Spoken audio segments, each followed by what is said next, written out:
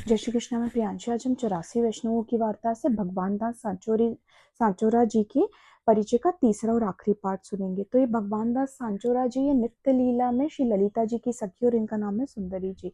जब आपशिने ने नाम निवेदन किया तब ये और आपशिने ने आज्ञा करी कि तुम अब घर जाके सेवा करो। फिर ये अपने घर गए और कुछ ही काल में इनकी स्त्री का भी देह छूट गया। तब इनके मन में ये विचार नहीं आया कि मेरी स्त्री का देह छूट गया, अरे अब मैं क्या करूँगा वगैरह।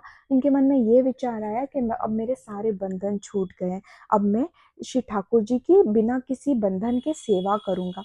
फिर ये इनका जो घर वगैरह जो भी चीज़ें थी वो एक जाति के ही किसी ब्राह्मण को सब कुछ बेच दिया और अपने घर से चले। तो कुछ काल में ही गोवर्धन धर के पास श्रीनाथ जी के पास पहुंच गए, गोवर्धन में जहाँ पे पुराना श्रीनाथ जी का मंदिर था।